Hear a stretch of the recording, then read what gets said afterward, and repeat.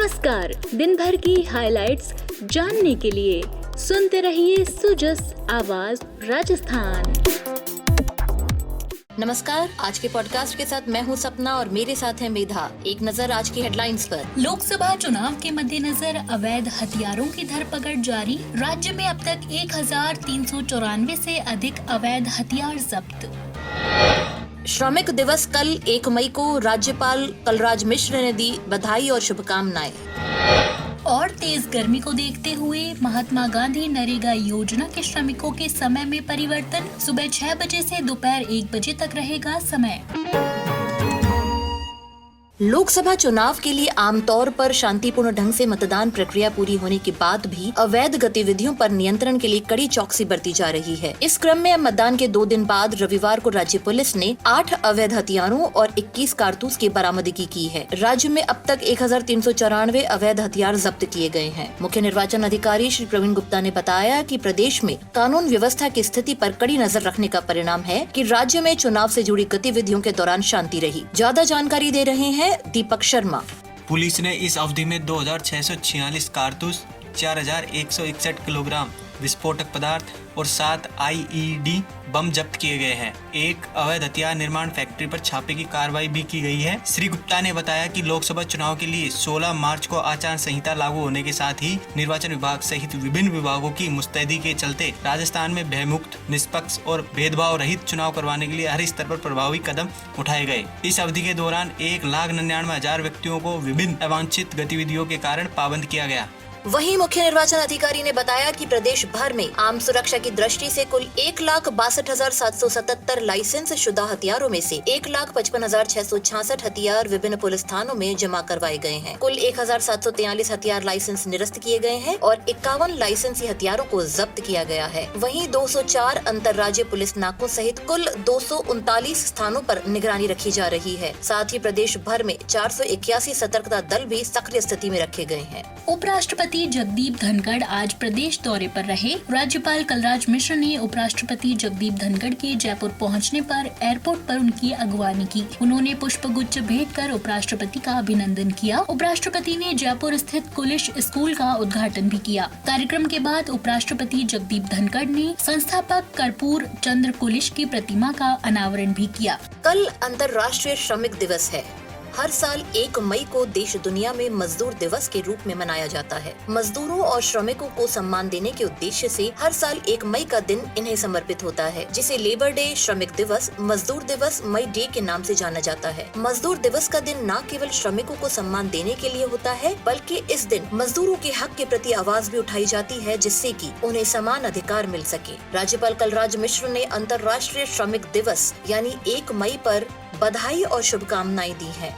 राज्यपाल ने श्रम संस्कृति के सम्मान से राष्ट्र के नव निर्माण का आह्वान किया है। उन्होंने कहा कि श्रमिक राष्ट्र की अनमोल धरोहर है। उनके अथक परिश्रम से ही देश निरंतर प्रगति के पथ पर आगे बढ़ रहा है। उन्होंने श्रमिक दिवस पर श्रमिकों के विकास की सोच रख कर काम करने पर जोर दिया। श्री मिश्र ने अंतर्राष्ट्रीय मजदूर दिवस पर सभी श्रमिकों के खुशहाल और समृद्ध जीवन की कामना भी की। बढ़ते हैं आगे। सहकारिता शासन सचिव श्रीमती सूची त्यागी ने सोमवार को प्रदेश में चल रही समर्थन मूल्य पर गेहूं की खरीद प्रक्रिया, किसानों को समय पर भुगतान, फील्ड में खरीद की सतत मॉनिटरिंग और खरीद की गति को बढ़ाने के लिए समीक्षा की। उन्होंने समर्थन मूल्य पर विक्रय करने वाले सभी किसानों को निर्धारित समयावधि में ऑनलाइन भुगतान सुनिश्चित करने के भी निर्देश प्रदान किए। उन्होंने कहा कि प्रदेश में सभी विक्रय केंद्रों की सतत मॉनिटरिंग सुनिश्चित की जाए, ताकि जो भी किसान समर्थन मूल्य पर गेहूं का विक्रय करना चाहता हो, उसको किसी भी प्रकार की परेशानी न हो। उन्होंने निर्देश दिए कि प्रदेश में गर्मी के मौसम को देखते हुए सभी खरीद केंद्रों पर पर्याप्त छाया और पानी की व्यवस्था भी की जाए और खरीद की गति को बढ़ाए। उन्होंने निर्देश दिए कि भारत सरकार और राज्य सरकार द्वारा समर्थन मूल्य गेहूं खरीद योजना में दी गई छूट का अधिकाधिक प्रचार प्रसार करें, ताकि ज्यादा से ज्यादा किसानों को योजना का लाभ मिल सके। सहकारिता रजिस्ट्रार श्रीमती अर्चना सिंह ने बताया कि राजफेड द्वारा अब तक 2,799 किसानों से 22,900 मीट्रिक टन से अधिक गेहूं की खरीद राशि लगभग 55 करोड़ की गई है। भारत सरकार द्वारा गेहूं का समर्थन मूल्य 2275 रुपए प्रति क्विंटल निर्धारित किया हुआ है और राज्य सरकार द्वारा 125 रुपए प्रति क्विंटल की दर से किसानों को बोनस दिया जा रहा है। इस प्रकार किसान को गेहूं का 2400 रुपए प्रति क्विंटल की दर से किसानों के खाते में ऑनलाइन प्रक्रिया अनुसार भुगतान किया जा रहा है। इससे पहले राज्यपाल कलराज मिश्र ने बीकानेर में रेड क्रॉस जिला इकाई के पदाधिकारियों से संवाद कर उन्हें रेड क्रॉस से संबंधित आमजन को लाभान्वित किए जाने वाली योजनाओं का प्रभावी क्रियान्वयन किए जाने पर जोर दिया। उन्होंने जिला इकाई के अंतर्गत किए जा रहे कार्यों के बारे में भी जानकारी ली। उन्होंने आमजन को रक्तदान और चिकित्सा सहायता के लिए भी निरंतर काम करने का आह्वान किया। मुख्य सचिव सुधांश पंत ने आज शासन सचिवालय में उच्च अधिकारियों के साथ बैठक ली। इस दौरान बैठक में सभी विभागों के एसीएस, प्रमुख सचिव और सचिव शामिल रहे। इस दौरान श्री पंत ने फाइल पेंडेंसी कम करने, एवरेज फाइल डिस्पोजल बढ़ाने,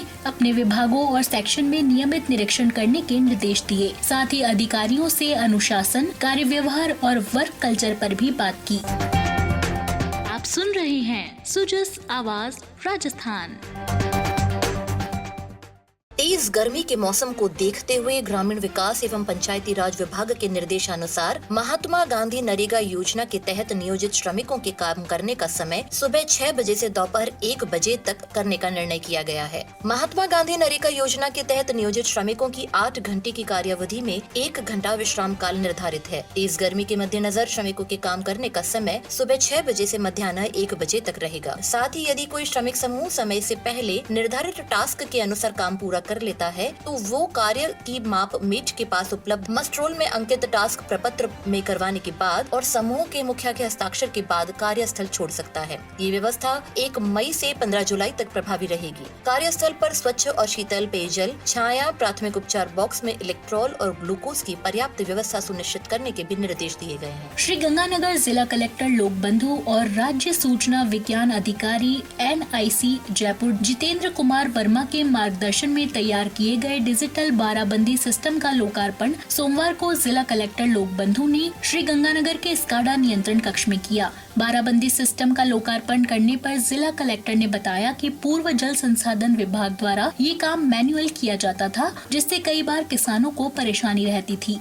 लेकिन बाराबंदी ऑनलाइन होने से प्रत्येक किसान को उनके सिंचाई पानी की स्थिति का सही पता लग सकेगा। इससे मैनुअल सिस्टम के दौरान होने वाली मानवीय भूलों पर रोक लगेगी और पारदर्शिता के साथ सभी किसानों को नियमानुसार सिंचाई पानी का आवंटन होगा। उन्होंने कहा कि बाराबंदी की प्रक्रिया ऑनलाइन होने से किसी भी चक की सिंचाई बारी की सूचना कभी भी कहीं भी ऑनलाइन माध्यम से प्राप्त की जा सकती है। चयनित चक में बाराबंदी केवल एक बटन के क्लिक से बनाई जा सकेगी और किसान अपनी सिंचाई बारी की पर्ची पोर्टल के माध्यम से प्राप्त कर सकेंगे। उन्होंने कहा कि बाराबंदी पोर्टल को 100% पारदर्शी तरीके से क्रियान्वित करते हुए किसानों की सिंचाई जल वितरण की समस्याओं को दूर करने के भी प्रयास किए जाएंगे। इसी क्रम में श्रीगंगानगर में अक्षय तृतीया, पीपल पूर्णिमा और अन्य अवसरों पर समाज में प्रचलित बाल विवाह की कुरीति की रोकथाम के लिए ग्रामीण स्तर पर कार्मिकों के दल का गठन किया गया है। जिला कलेक्टर लोकबंधु ने बताया कि बाल विवाह रोकथाम के लिए ग्रामीण स्तर पर संबंधित क्षेत्र के विद्यालय के प्रधानाध्यापक, संबंधित भू अभिलेख निरीक्षक, पटवारी, ग्राम सचिव, ANM, आंगनबाड़ी कार्यकर्ता और संबंधित CRCF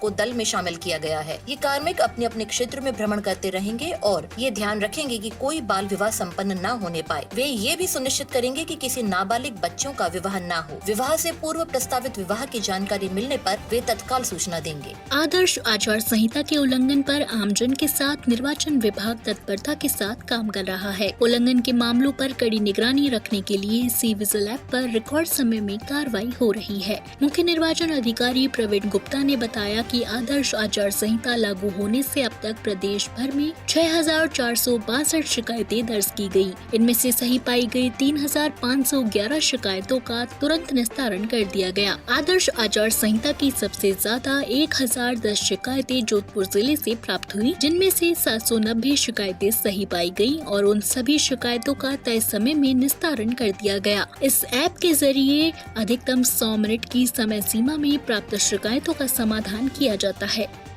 तो आज के पॉडकास्ट में इतना ही। कल फिर होगी आपसे मुलाकात। तब तक के लिए नमस्कार।